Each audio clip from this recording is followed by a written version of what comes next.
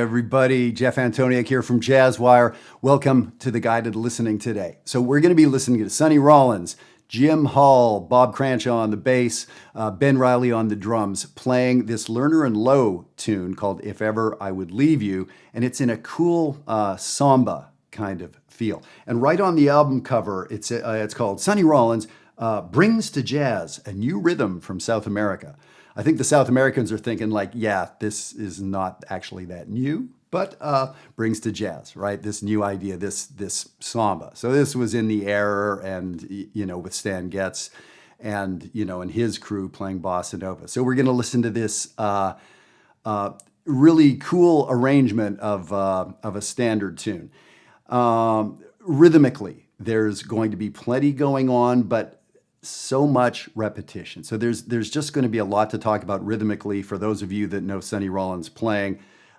The words rhythmic and repetition shouldn't be a big shocker that's a big part of Sonny Rollins' approach to music in general, and certainly when we're getting into this Latin stuff. So this will be pretty cool. It's a long recording. It's 12 minutes or something, so we'll jump in pretty quickly. I just want to thank all the people that came from around the world to the Jazzwire Summer Summit this past July 2024. It was our 21st year, 21 Julys in a row. We've done the Summer Summit. We had about 90 people involved, folks coming from Australia and from New Zealand and from Belize and from Scotland and from Canada and from all over the United States. It was incredible. And we're going to be expanding for 2025, so I'll be letting you know about that. But it was really a blast. It was very fun. So I tell you what, let's jump into this recording, and I'll be letting you know some of the things that I hear. We're going to start talking about, right out of the gate, Ben Riley, and listen to the rhythm that he's using on the cross stick on the snare drum. And we're going to be listening to Jim Hall and how that's a rhythm that we hear a lot through this recording. Let's check it out. That rhythm, 2 measures. Bum, bum, bum, bum, bum, bum, bum, bum, bum, bum, bum, bum, bum, bum, bum.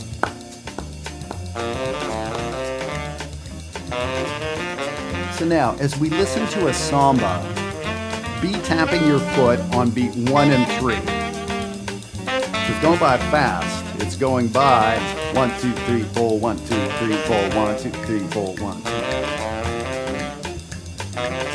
And that's the feel. There's a lot of other rhythms going on, but that's what we want to feel.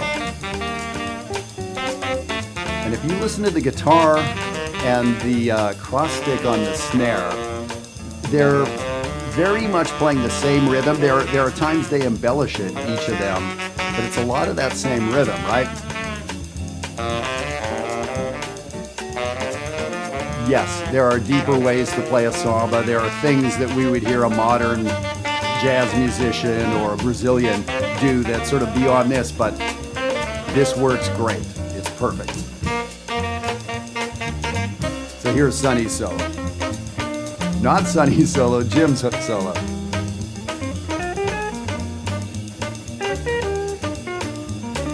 So what's Sonny doing? Can you hear him in the background? So Sonny is now playing that rhythm. Bum, bum, bum, bum, bum, bum, bum, bum. I find it a little distracting, from the guitar solo, but he's playing very softly, important, and maybe it's mixed down a little bit. And he comes out at the bridge. Good decision. Does he come back in right away? He did. So, interesting. A horn playing behind a guitar solo usually doesn't work. So the fact that Sonny's behaving like a rhythm section player helps this work as well as it does. Let's listen to the bass. So I was saying that the feel of this is this 1 and 3. Ding, doom, ding, doom, ding, doom, ding, doom, ding. So there's definitely a lot happening that's not just these half notes, but everything that Bob Cranshaw is doing is expanding on a half note or decorating a half note. Boom, boom, boom, boom, dong, ding, ga doo doo doo ga da da da ga, dong, ding, dong, da da da da. It's kind of cool, right? So now you have a way into listening to samba bass. It's about that beat 1 and 3 and embellishments around them. Okay, we know what's going on with the snare drum. He's just doing that same thing pretty well over and over again. Cymbal. Wow. All 8 notes. Right? That's a lot of technique to get the stick to do that for 12 minutes. Yikes. Now let's listen to Jim. I've been talking over this great guitar solo.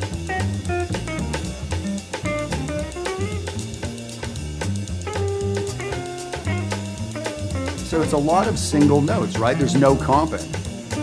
It's guitar, solo, voice, bass, and drums. Sonny's dropped out. So of course a guitarist can accompany themselves with chords or octaves or tenths or whatever. But so far, it's that single line, right? So now he's letting one note ring as he's playing something else. He's kind of playing some counterpoint. And now, rhythmic comping. And so that's how he ended his solo, by adding other voices. Cool. Sonny. And now there was a shift. Maybe you could go back and listen to the sound of the cymbal. I want to go back. Let's listen to that. So I want to go back to the end of Jim's solo and then the beginning of Sonny's solo. If I'm not mistaken, there was a big shift in the sound of the band. And it's because Ben Riley went from this cymbal to that cymbal. That sound, that change of sound was the drummer. He stayed for, what, four minutes on that one cymbal. And then when it came time for Sonny, he's going to accompany on a different sounding cymbal. Let's check it out. All right, so listen to the sound of the cymbal behind Jim Hall. The timbre, the pitch.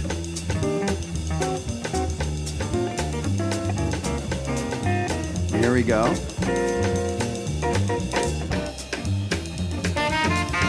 You hear that different sound?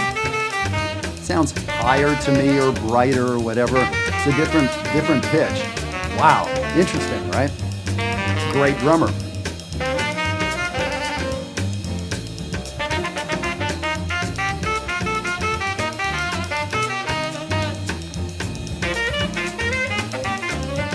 So very rhythmic playing, very bouncy playing. A lot of rests with what Sonny's doing.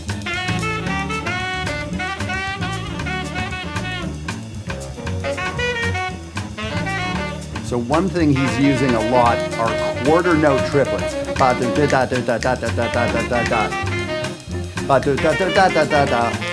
So triplet, triplet, triplet, triplet. 6, 1, 2, 3, 1, 2, 6 notes in the time of 4. Repetition. And then developing that idea.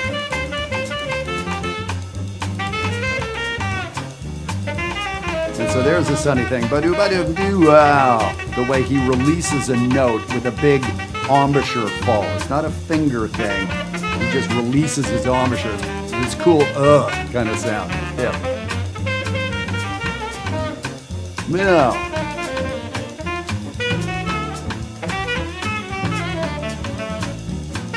So Sonny, there's so much going on with how he ends a note. There's those big dramatic falls. There's times when he ends tight, like Charlie Parker playing bebop. There's times when he plays with a long note with vibrato, like he's Lester Young playing swing. A lot of variation in how Sonny speaks.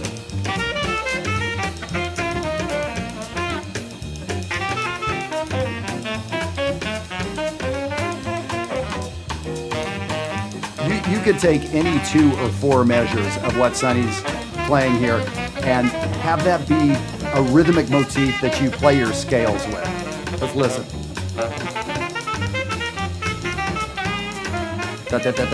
So he was playing really short, articulated eighth notes.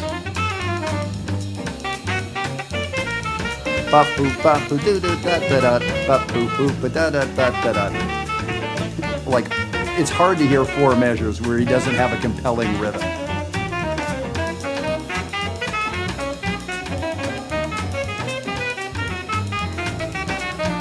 And when I listen to Sonny, there's this kind of, it sounds a little unglued to me, like he's just swinging for the fences and just like joyous.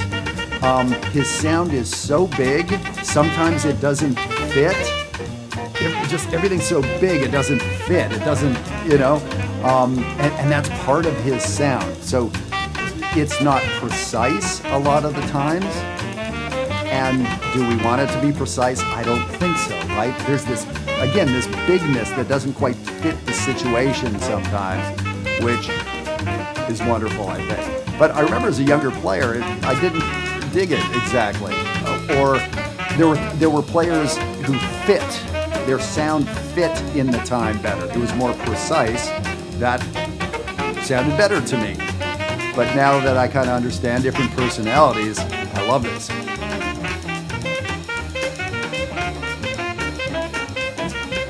What a great rhythm. You should steal that. Steal that and practice it for a month. Trills, so cool.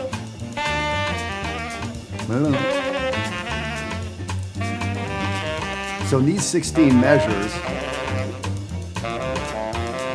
he used trills 8-10 times, and now he's abandoned it, he's moved on, but he used that theme in the melody, that device, a bunch of times. So cool. Joe Henderson is somebody else that uses trills more than most.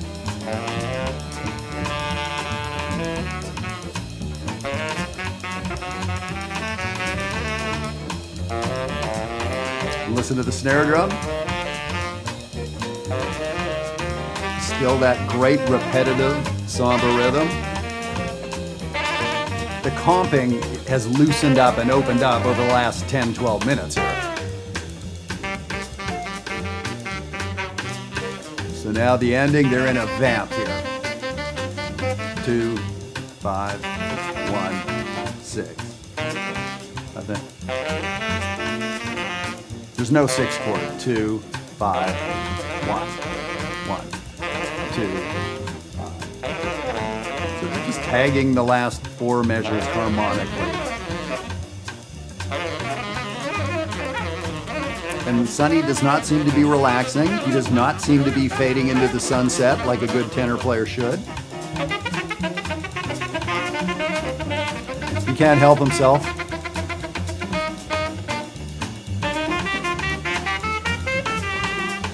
Da, da, da, da, da, da, da, da, da. Those quarter note triplets. He's used quarter note triplets 100 times to this point. Just there, as I was saying it, he was using it.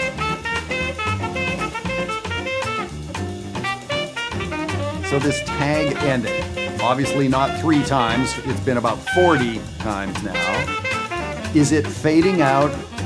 It's not, right? Because Sonny's just playing a whole other solo. So this coda of the song, I don't know if they planned that they were going to fade, but Sonny got excited, started talking some more. Doesn't sound like it's fading anytime soon. And I mean, this repetitive stuff, I mean, this is building energy. That one pitch. He's been on one pitch for now, what, 20 measures? Releases it, but then does a modulation. Oh man, there's just so much going on here.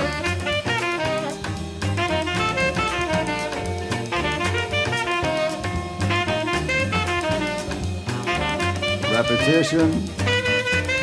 It's getting more melodic.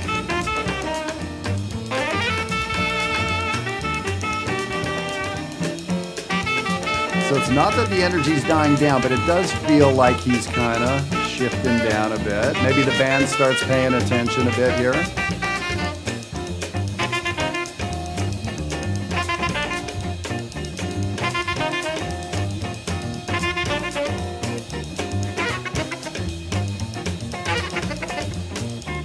really strikes me that Sonny likes being a part of the rhythm section. We heard him comping behind Jim Hall's guitar solo. And here, he's doing these little rhythmic flourishes, right? When I hear him play, it really feels like he wants to be with the band. He definitely does things that are over the band, but he likes doing things that are inside the band. Okay, the bass. Oh man, so that ending,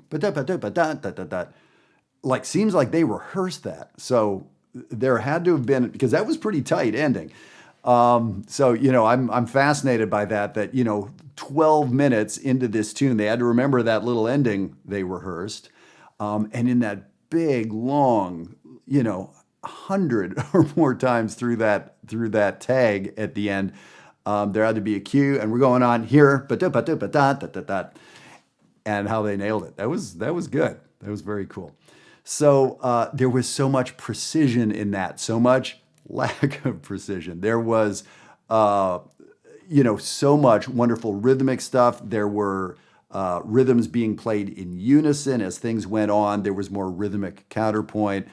The amazing voices of Sonny Rollins as a soloist, and of Jim Hall, and then, you know, the amazing Bob Cranshaw on bass, who played with Sonny for a long, long time. Ben Riley on drums. That's a really cool recording. And my friend Steve Herberman, one of the faculty members inside Jazzwire, taught a lesson using that on this song, using this recording as a point of departure. So I wanted to do a guided listening on it to get a little deeper into it myself and to sort of understand it a little bit more myself. So hopefully you understand a little bit more about the samba parent rhythm, 1 and 3, how the bass addresses the parent rhythm, but it also decorates the parent rhythm. So we talked about the drumming a little bit, right? Interesting listening to a guitarist. And did they choose to do a lot of solo lines? Did they choose to let, did they play counterpoint, letting one string ring and playing under it? Do they comp for themselves? Or did they do chord solo approaches? All these possibilities that the guitar and the piano would be able to use. So it'd be cool to listen back. I was talking a lot over Jim's solo. It'd be cool to go back and listen to the approaches he used. And then, like I was saying, like that was just a masterclass in rhythm from Sonny Rollins. But if we go back, I think, you know, of those hundreds of rhythms that he played, I think we're fine that there were like 4 favorites, 4 that he used a lot. Was it 100 different rhythms? No way. No, there was that quarter note triplet idea. He used a ton. But do that, to do that, to do that, to do that, to do that. That rhythm. 1, 2, 3, 4, and 1 and 3, and 1 and 2 and 3 and 1 and 3 and 1 and. But do that, but do that, but do that, but do that, and 1 and 3 and. He used that idea a ton. So wonderful things to practice. So I hope you got some practice ideas there. I hope you expanded your ears a little bit listening to samba. And I hope we'll get you inside Jazzwire one of these days soon. We've had, in the last month, 90 people join the free trial. I think you should be one of them. This is the place to do it. All right, everybody. Have a great week. I'll see you next time.